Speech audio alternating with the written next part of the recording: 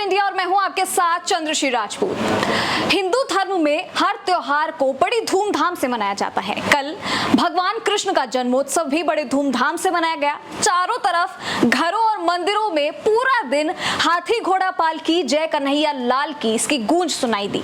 और जन्माष्टमी पर मंदिर और देव स्थानों पर भी खूब रौनक देखने को मिली। बहुत दूर दूर से श्रद्धालु उनके दर्शन करने पहुंचे। भगवान के दर्शन की अधीरता इस कदर कि लोग सुबह से ही सैकड़ों की संख्या में लाइनों में खड़े मिले, ताकि सुबह सुबह के मंदिर खुलते ही जो उन्हें दर्शन हो वो सबसे पहले उनको सौभाग्य उसका मिल सके। लेकिन इन सबके बीच जब मंदिरों की अव्यवस्था पर बात आती है, उनकी हालत खराब मिलती है। अव्यवस्थित तरीके से श्रद्धांजलु जो है वो मंदिर पहुंचते हैं, व्यवस्था का कोई ठिकाना नहीं होता है।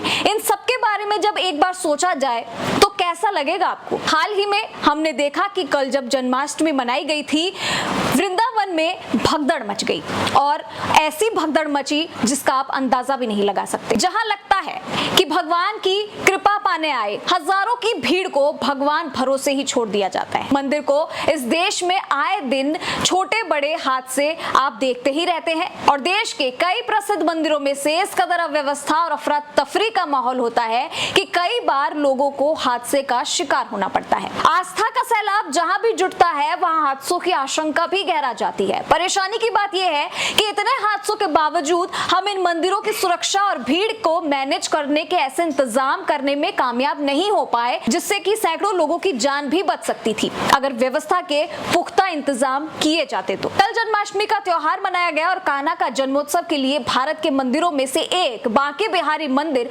वृंदावन का, जो कि बहुत प्रसिद्ध मंदिर है, वहां भीड़ जो लगी उसे देखकर आप भी हैरान हो जाएंगे। इस मंदिर में केवल साल में एक बार कृष्ण जन्माष्टमी के दिन ही मंगला आरती होती है और इसके बाद ही भक्तों के लिए मंदिर के कपाट खोले जाते हैं।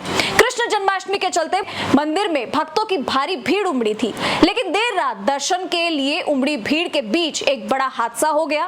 ठाकुर बांके बिहारी मंदिर में साल में एक बार होने वाली मंगला आरती के समय भीड़ के बीच भगदड़ मच गई। मंदिर में भगदड़ मचने से 2 की मौत की खबर सामने आई और कई लोग इसमें घायल हो गए। लेकिन ये कोई पहली बार नहीं है कि देश में इस तरह की भगदड़ किसी मंदिर में देखी गई है। कई बार ऐसे त्योहार आते हैं और कई बार इसी तरह से मंदिरों में भगदड़ मचती है और लाखों हजारों श्रद्धालुओं के बीच सांसें अटक जाती है और लोग अपनी जान गंवा देते हैं।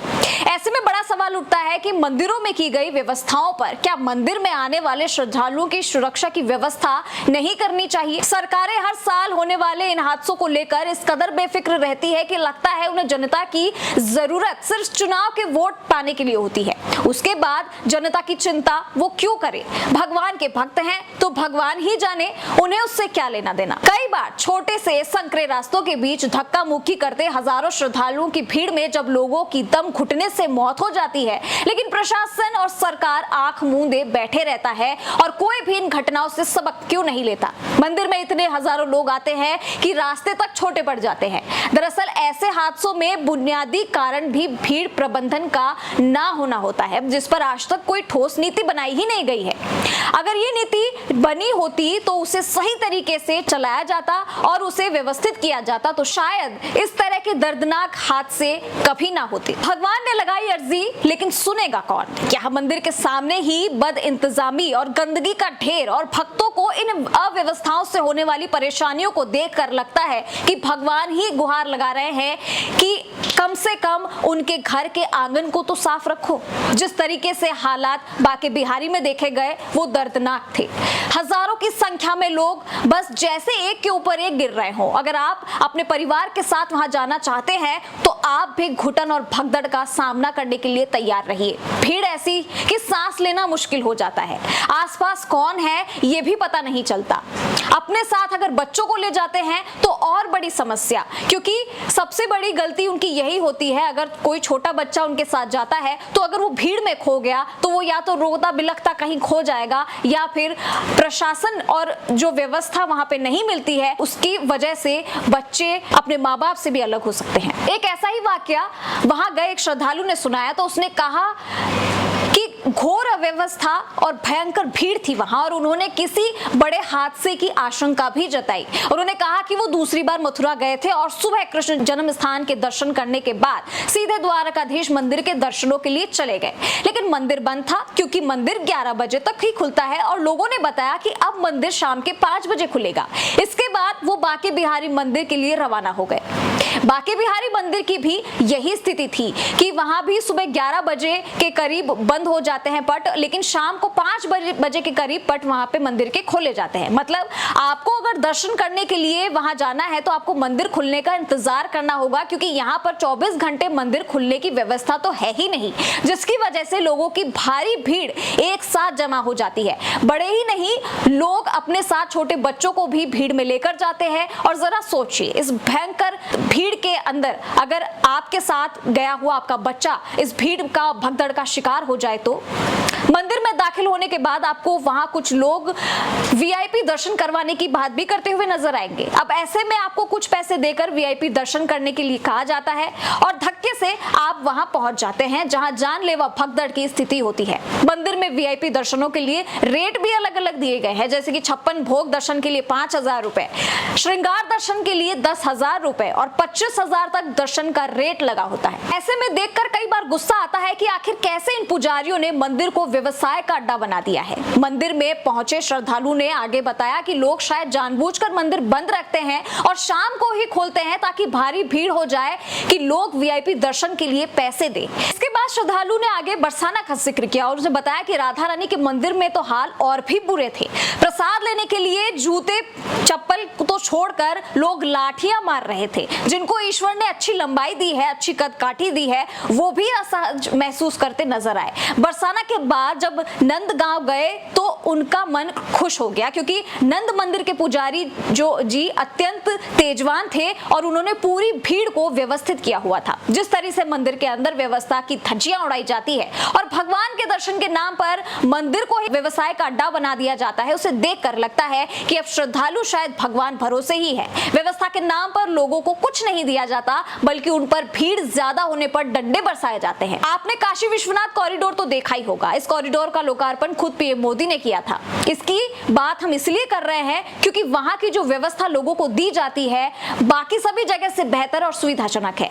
जहां पहले संकरी गलियां हुआ करती थी, अब वहीं पर प्रवेश के लिए 4 विशालकाय द्वार बनाए गए हैं ताकि लोगों को आने जाने में कोई दिक्कत ना हो। सुरक्षा के लिए हाईटेक कंट्रोल रूम बनाए गए हैं। पूरे धाम क्षेत्र में सीसीटीवी कैमरे लगाए गए हैं ताकि किसी भी घटना को कैप्चर कर लिया जाए या फिर उस कैमरे में कैद कर लिया जाए अगर कोई घटना होती हुई या दिखती है।